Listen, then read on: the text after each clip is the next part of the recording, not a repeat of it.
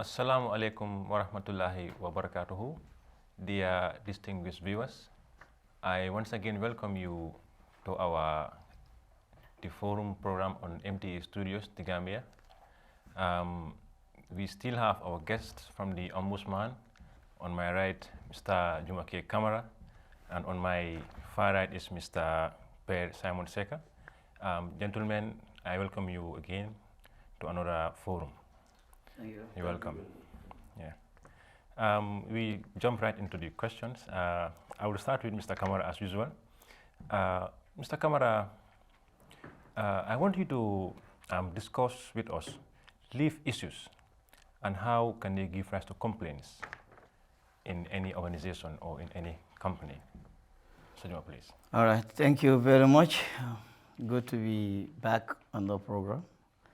The issues of leave, this is another very interesting area in the sense that when we talk about grievances in public institutions, I say public institutions because that is where Ombudsman has jurisdiction or jurisdiction stops at the public sector, excluding the private sector. So, of course, leave, you would agree with me, is not only limited to the public sector. And I'm sure that even if you go to other areas, you will find that there are so many issues, grievances, disputes concerning leave. And when we say leave, there are various types of leave entitlements. And one of the issues or leave entitlements is the annual leave. When employees are employed and they work for a specified period, let's say 1 year, they enjoy a certain number of working days as leave entitlement. And this is dependent on their level of seniority. Some people are entitled to 25 working days, maybe 22 working days or 20 working days, and less. But it depends on the level of seniority. What normally gives rise to leave disputes is when employees claim that they are entitled and employers deny them. So we do have complaints about people claiming that they were denied their leaves, or claiming leave areas, or issues relating to encashment of leave, or saying, "Oh God, I was not paid this, a certain number of leave that my institution owe me." So at every stage of leave, we find complaints coming from to us, from institutions relating to those specific issues. Now, one thing we must establish from the word go is that when we say entitlements, entitlements are rights. When somebody is entitled to something, then he should not be denied, except if there is a reason established by law as a reason that would warrant a forfeiture of that right or that entitlement. So if somebody is entitled to leave and you deny him his leave, then he has every reason to be aggrieved. And this is a matter the Ombudsman can look into. If somebody is entitled to a certain number of days and you give him less than that, you use your power to give him less than what he's entitled, then he has every reason to be aggrieved. If the time to go on leave is due, and you do not allow the person to go on leave, and there's no administrative issue that warrants that, then there is also a case of potential, but an act of maladministration. There is what is called exigency of the service. That means here that you are not denying somebody his leave entitlement, but you're deferring it. Deferring a leave entitlement means that you are saying for now, due to certain pressure on us, on the job, relating to certain important tasks to be performed, it is better that you leave, instead of going on the 1st of this month, you go on the 1st of next month. Or we are going to bank this leave until the certain period, specified, reasonable period, to allow the person to go on leave. Now, if there is exigency of the service and an employee complained against the employer, then the employee wouldn't have any genuine reason to complain to the ombudsman relating to the deferment of his leave. But also, if the employer decides to abuse the provision or possibility or the issue of exigency of the service, and then use that as a way of denying somebody their leave, then that means that this is a matter that the ombudsman could also look into, and there is possibility of the ombudsman arriving at a conclusion that the employer was found wanting, in the sense that, you know, because you have to prove, there has to be, it does not mean that, okay, there's exigency of the service. Just because there's exigency, okay, what is there? If an employee wants to know why he cannot go on leave, he needs to know what is there to prevent him from not going, so that there is clarity. Because if you do not do that, then that will not constitute good administration. Now, the other issues sometimes relating to leave is that employers also may not educate their employees relating to how to apply for leave, when to apply for leave, and then they get to a point, they say, no, you have not applied for this leave, therefore, no, you're going to claim it is forfeited, you know, because it was, you understand, last year you cannot wait. So if an employer is aware of the fact that an employee does not know how to handle or request or apply for whatever is his entitlement, including leave, then it will be the responsibility of the employer to guide their employees to follow due process, but not only follow, to know first and foremost. Because if you allow a bunch of ignorant people running your institution, you are doing that to your own detriment.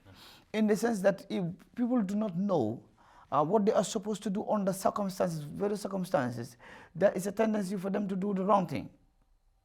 But if you think that you are only allowing that in order to use it against them, I think that will in itself constitute an act of maladministration. So sometimes people do not know when to go, how to apply, and then there are issues relating to, no, you cannot get that because that was something that you have not even applied for. Or that employees also do not know that, they need to first be granted leave before they go on leave. For example, there can be a possibility of somebody applying to go on annual leave. Oh, I have already submitted my application to go on annual leave, and then I leave. Just like that. So that means that you have done something that is wrong, because it's supposed to be approved first, and before you leave, go on annual leave. And also when they go on annual leave, there is also this situation sometimes where employees will go on leave, annual leave, and overstay their leave. They will stay there you're supposed to resume on the 25th, and then you stay there about 2 days, 3 days, or a number of days, and then you come back only to give some excuse. This is what happened. It is also wrong, because now you have extended your leave using your own powers that you think you have. So it means that you can be subject to disciplinary action as a result of this. So issues surrounding leave can give rise to complaints, and actions on the part of employers, also on the part of employees. Now, the issue of annual leave is contingent on whether the person is entitled the other issues are that we have, how do you call it? We have maternity leave too. Maternity too, of course, just it implies that this is given to pregnant employees or people who have conceived and then they are due for delivery maybe a month before. I think previously it used to be like 3 months before their due date. But the revised, I think, laws is that you can, I mean, like a day before, because it has been increased from 3 months to 6 months. 6 months. So, but usually what we see is that most employees who are entitled to maternity leave, they just go to work until when they are delivered, and then they would, you know, they would start their leave. Whatever is the case, we're supposed to be very clear that maternity leave is 6 months. So it means also that if you give somebody less than 6 months, it means you have violated their right, because the law has given this person the right to be on leave for 6 months. So 6 months cannot be 5 months. If it is 5 months, then they have every right. If you also deny them the maternity, and I think now in the public sector we do not have instances like this, but in the private sector, but that's not my. But denying people their entitlements, leave entitlements when it comes to maternity may not be quite common. But paternity is common. Because one, people do not even know that they are supposed to go on paternity leave. That is, if your wife gives birth, you are given 2 weeks, that is 10 working days to be away. So you also enjoy that as your leave, what is called paternity leave. And employers are aware that most employees, I can tell you this, most employees are not aware of paternity leave. I was on a radio program, and a host like this, you know, who was asking me, and when I mentioned the issue of paternity, and immediately after the program, he told me, look, but I've never enjoyed paternity leave. I said, of course you are enjoying. He said, because in fact, my wife has given birth, you know, I have not. I said, look, apply for it. Do you think if I apply, I'll have it? I said, well, why not? You'll have it. And he applied it, and he was given paternity, you know, to go on paternity leave. And he told me, I said, look, I applied, and he said, oh, so I didn't know about this. I said, yeah. I said, but they never told me. I said, yes, they never told you, because they don't know, you do not know, so they continue to enjoy, you know, receiving your services, the services that you're rendering. But this is wrong. This is not what we are supposed to do. I think this is one thing that employers need to be mindful of. Let us educate our employees. Let us ensure they know all the things that they're entitled to. Let us make sure that they also know how to get that, when to get it, so that they enjoy it. But if you leave it like that, you know, and then it's a sign of bad administration. It's not a sign of good administration. So paternity is not widely known, and I think now maybe through this program and through other avenues, people ensure that, you know, they go on paternity. And even if a person has 3 wives, paternity is paternity. You know, you cannot say that, you know, no, but you have just been on leave not long ago. Yeah. It's because his wife is given birth. In the Gambia, we recognize paternity. I mean, like polygyny or polygamy. So the fact that you have 3 wives, you know, so if each one of them at any time, even if every year you are having babies, so it means it's your entitlement, right? So you still have to go on, and this does not mean that you cannot enjoy your annual leave, and it has nothing to do with your annual leave, and it should not be deducted from your annual leave, because they're not connected, they're not linked. So you will continue to enjoy that. Even for women who go on maternity, even if they are people who are so who are giving birth all the time, we cannot still say, hey, okay, why are you always, you know, you are making life difficult for us here. We cannot work because you are always going on leave because of you are a baby machine. Whatever the person, whether it's a baby machine or a non-baby machine, what is people's entitlement should be given to them. Let us ensure that they are giving their due entitlements. Okay. Yeah. Thank you, Mr. Kamara. I will come back to you on this same point, but before, I would like to move to Mr. Sega. in the last episode, we've discussed a lot about like how like an investigator has been appointed and a whole lot of other questions. But my first question to you is going to be, what are the qualities of a good investigation? Yeah, thank you very much. When an investigation is thorough, that means that you are not giving the head of department the opportunity to challenge your recommendations because of you didn't leave any stone unturned. Because the investigation is thorough, you can justify the reason why you have come to that conclusion and make that recommendation. So the first thing that one has to do is, for good quality investigation, is objectivity.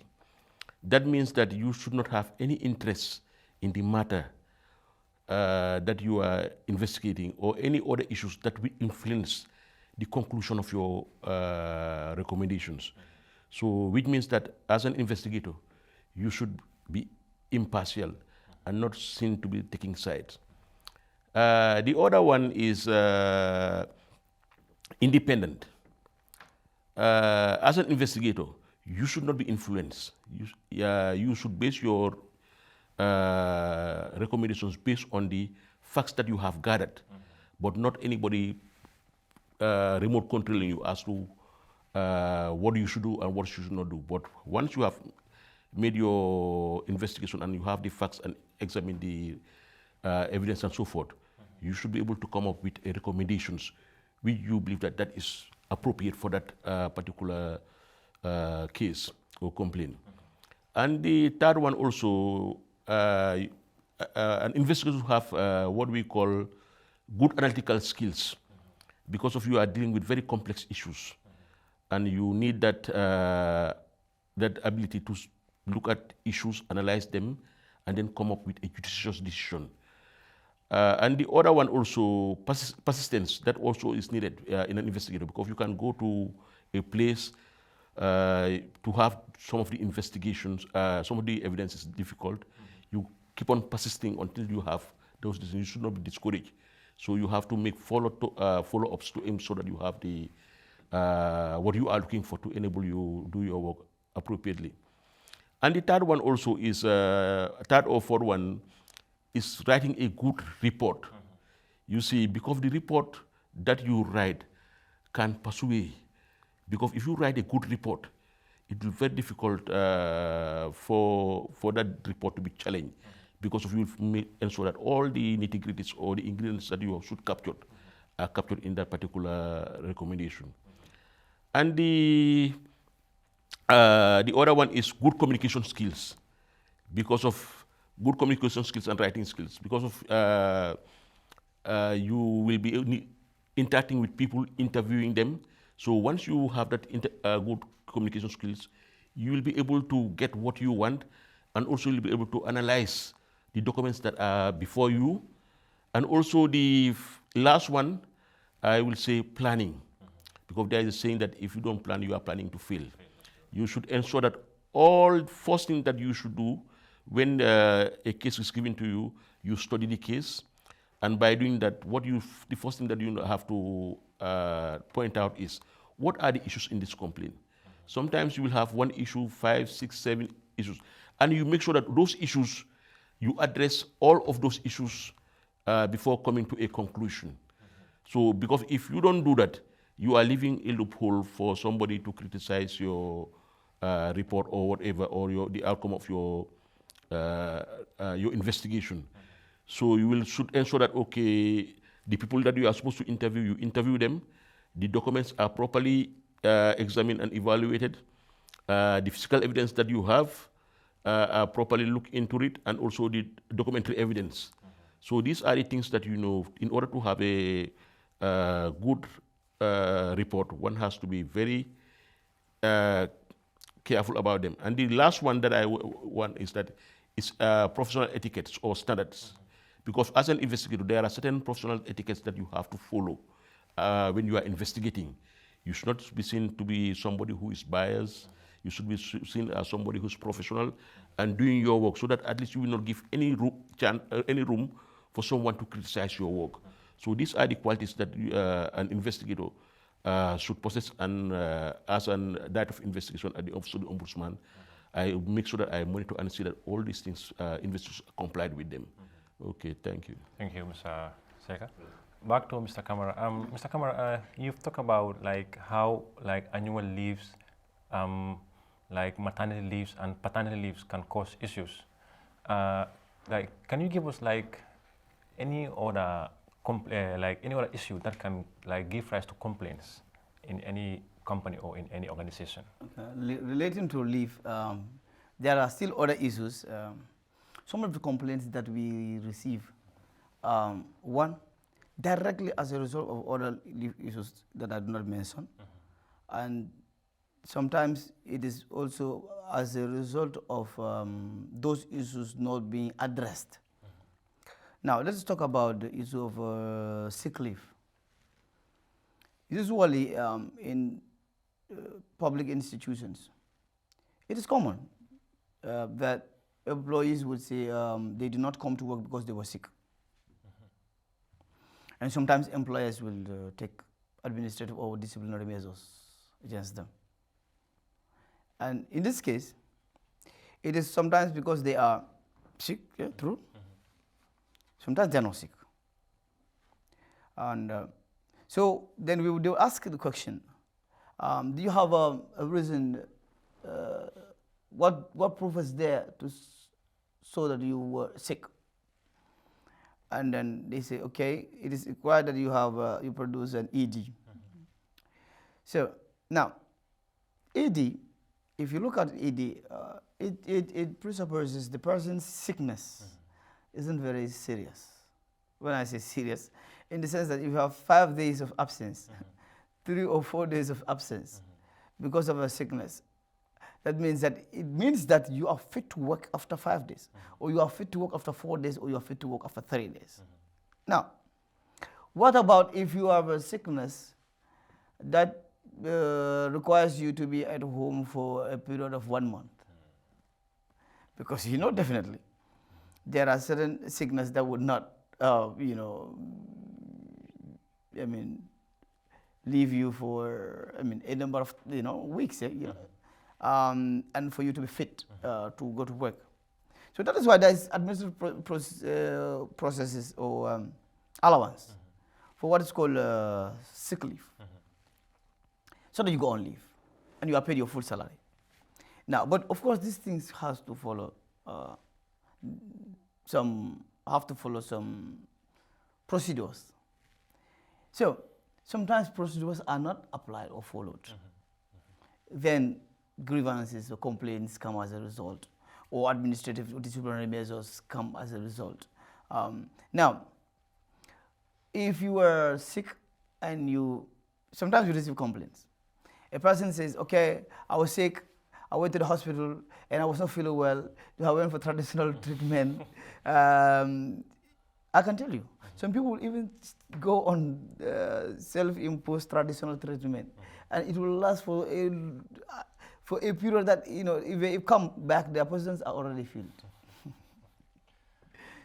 So it means one, they do not know the issue of sick leave. So I think the problem of the public sector, for me personally, the problem is low level of awareness. Yes, if we are talking about the problem of the public sector, number one problem is low level of awareness. Not only at the level of the employees, but even at the employers, even employers, certain employers they are running institutions, but they are not even fully aware or fully understand administrative processes, let alone guide other people to follow. So this issue of like people going on the self-imposed traditional treatment, is they are making themselves liable for administrative disciplinary measures, sometimes dismissal. Now this issue of leave, sick leave, people are entitled to 1 month, for example, of sick leave. That is, the medical doctor or officer attending to you are certified that you're not fit to work. So your employer obviously has to agree to allow you to go on leave. And this can also be repeated for the 2nd month. But beyond second month, then there is need for other steps to be taken to ensure that somebody is not violating or abusing the system. You see, it's not only employers who abuse certain laws or provisions, but employees do also abuse certain laws or provisions. So then maybe the Director of Medical Health Services can be informed, relating to the issue of a medical board, and they will look into it. And then, because medical board now, it's not just that person's, medical officer attending to him. Now you have all independent medical, doctors who are looking into this person's condition to see his fitness to report to work or whatever relates to that sickness. And sick leave, further sick leave may be granted. Okay. And all of these things can happen within even up to a period of 6 months, except that you do not continue to receive full salary. At some point you receive half salary. Now, if these issues are not made clear to our employees, what we have fair is here. He knows that this is people taking themselves on leave because I'm not well. It's true, I'm telling you, it's true, they're not well. But they think that's the only option. And they cannot force themselves to come to work. So let us make these things available, these facilities or, provisions known to our employees so that they enjoy it. But also we ensure that they do not abuse these provisions that are there in our laws. So the other issues of leave that sometimes also we do handle relate to study leave. Then an employee who has come newly, I want to go on study leave. Maybe he's not even entitled. Maybe he's even serving his probation. He has not even finished it. And if you deny him, he may feel, okay, I am denied my right. I applied for study leave. I want to go on further studies, and they deny me my entitlement. You have not. But what I can say is that all of this is, even if you feel as an employee, even if you are just on a probation and you feel that you are denied, now go to the Ombudsman. The Ombudsman will look into the matter and then arrive at a conclusion if indeed you are, because that's the most important here thing that we are saying here is, even if something is not clear to you, and you cannot sort that out at your departmental level, still come to the Ombudsman. The Ombudsman will help you. Maybe at that stage, maybe your head of institution told you that no, you are not entitled, and you claim that no, you are entitled.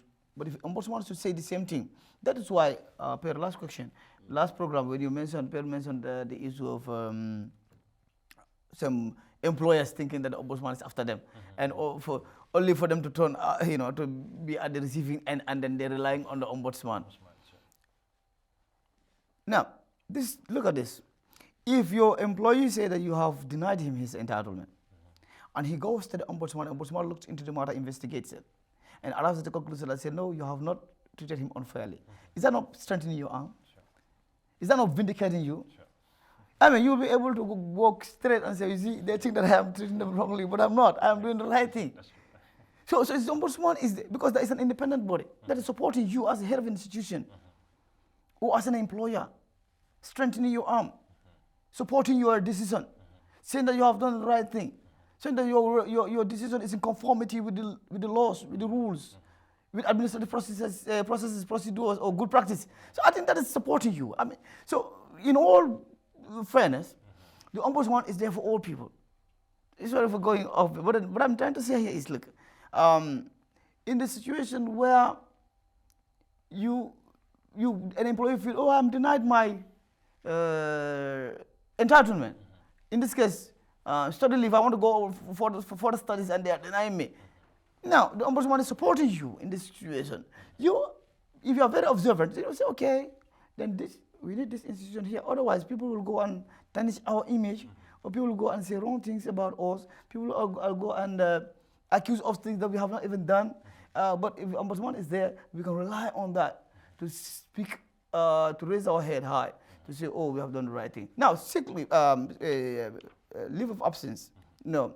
What do you call it? What was that talking about? The study leave issue is also subject to certain conditions. But in fact, we have received complaints in which some people claim that somebody who is where they have granted even people study leave, they still have not come back after they were due for to return, or they even left before their study leave is approved. We have received complaints like that. Or you have all the study leave where the employee saying that, okay, I'm entitled to study leave with salary, and the employer is saying, no, you study leave without salary. All of this can bring confusion, can bring grievances, complaints. So whether you have entitled to salary, not entitled to salary, whether you are even entitled to study leave, because all of these are subject to conditions. For example, what are you going to study? What are you going to study? If one of the Ombudsman employees says he wants to go and study something that is related to aircraft and handling or whatever, something that maybe civil aviation employees need. For example, I'm just giving an example. How can the Ombudsman support that kind of initiative? So why should we allow you to go, spend your money on your public funds, so that you go and study something very, very irrelevant to what we do? Or there isn't any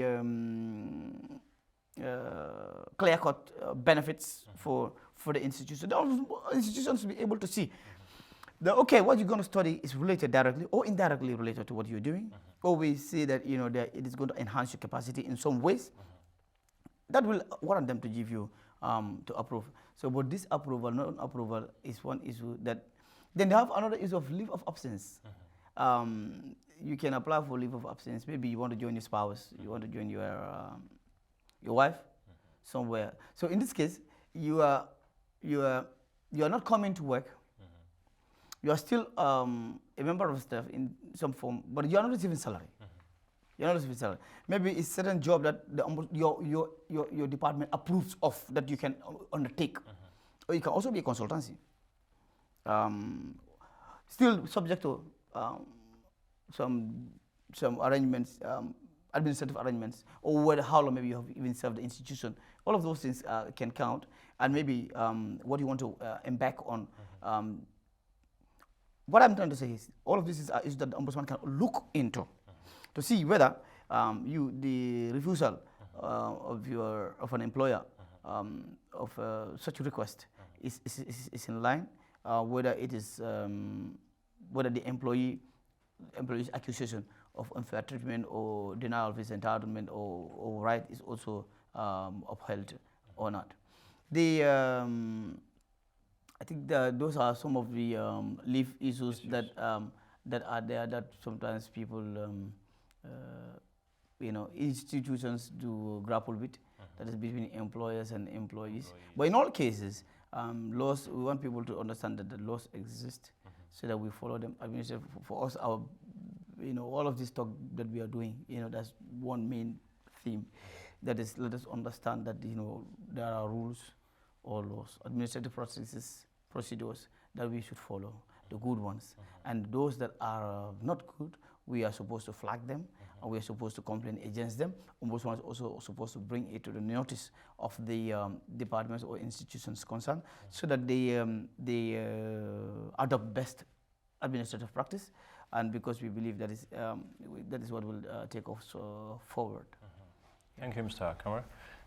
Back to Mr. Seka. Can you share with us, or share with the viewers, two of the cases that you guys have registered, investigated and solved in the Ombudsman?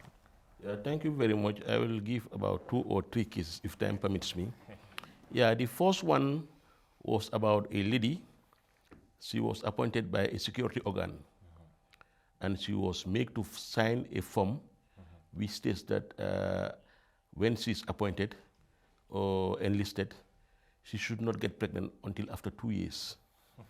So the lady signed the form, and the lady was a married woman, and after 1 year, almost 6 months, she got pregnant and she was dismissed. She lodged a complaint before the Office of the Ombudsman. We look at the complaint, we look at the Women Act, because we realized that as a woman, if she got pregnant, she's entitled to 6 months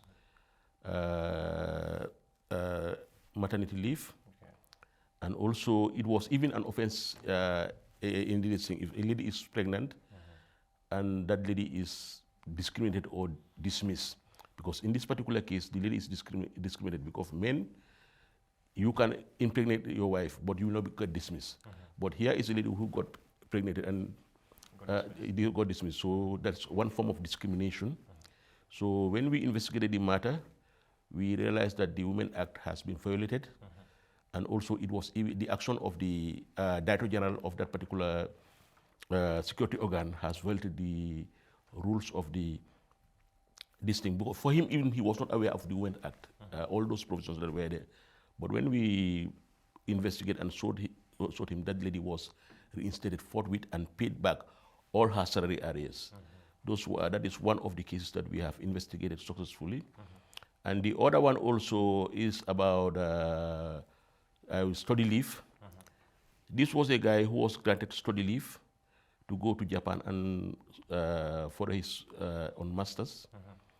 And before he left, he signed a bond with the Director General and everything, and deposited his title deed as a guarantee. But what happened when he traveled? For one reason or his salary was stopped, and the Director General who was there was replaced by another Director General. And whilst he was in Japan pursuing his studies, he was not paid salary. So when he came back to the Gambia, and he approached the Director General for his salary to be released, the director was reluctant to pay, and he came to the office of the Ombudsman. We looked at it and we examined all the documents and everything that was done, and we recommended that he should be paid, and he was paid almost about $150,000. This thing, that was another case that we successfully investigated. And the third one, this one happened with in the Upper River region, Basse. This man was posted there, and he was working, inspecting animals that are slaughtered. So for one reason or the other, he was doing his duty, and the butcher thought that this man did not, he was abusing his powers. He did not do the right thing, because he felt that he was accused of stealing that animal, and he was arrested by the police.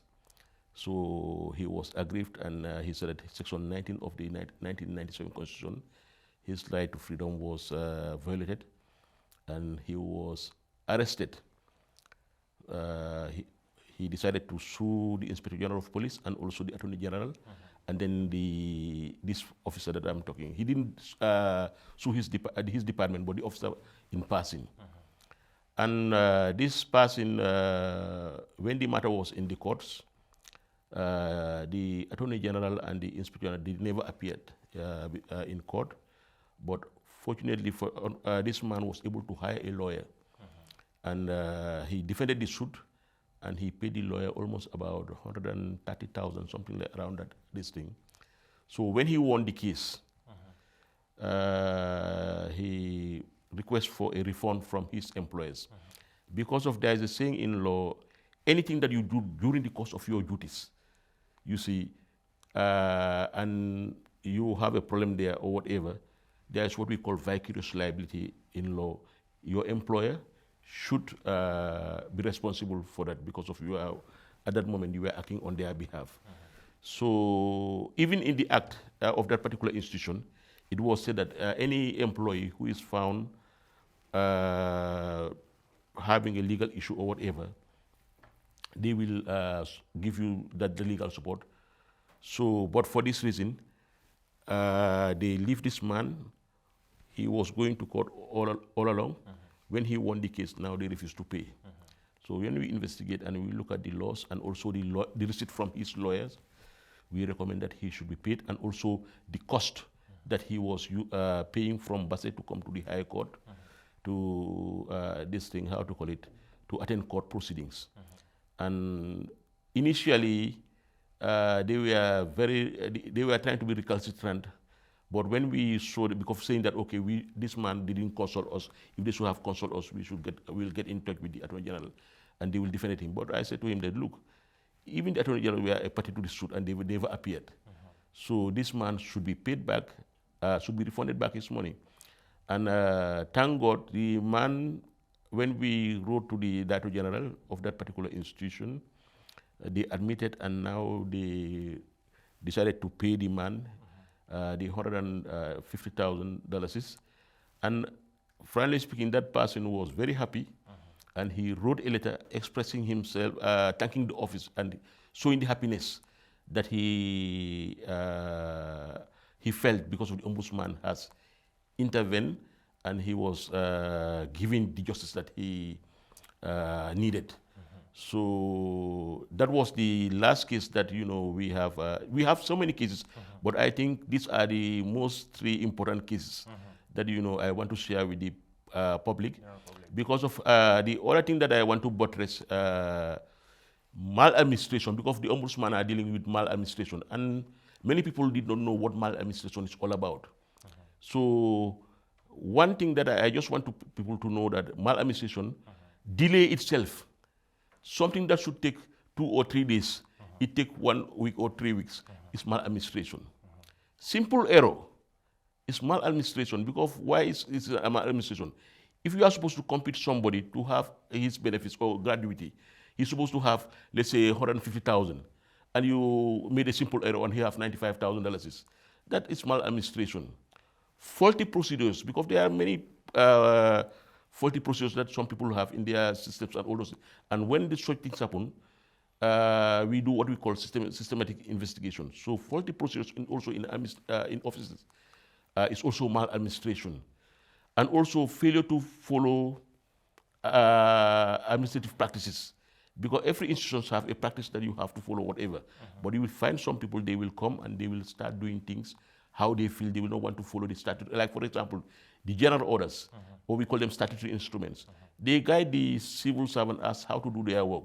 That's why Mr. Kamara was saying that there are even some senior officers whom they are supposed to affiliate themselves with these general orders, the public service regulation, and the the FI. But sometimes they will take certain decisions that you will know that these people, they take this decision, but they didn't consult those statutory instruments. And when we come, those is where we rely at most of the time to see whether they have acted in line with the procedures or not. So in a nutshell, for us, I believe administrators or those working in government institutions should, before taking decisions, they should consult their service rules, consult their acts of parliament if they are established by act of parliament, look at what their mandates are, or also look at the general orders, public service regulations, or the FI before coming up with any decision or whatever. Thank you very much. Yeah. Unfortunately, that is all that time allows. Mr. Kamara, I really wanted to discuss more on like how other things like postings and like retirements can cause issues and grievances in any company or in any organization.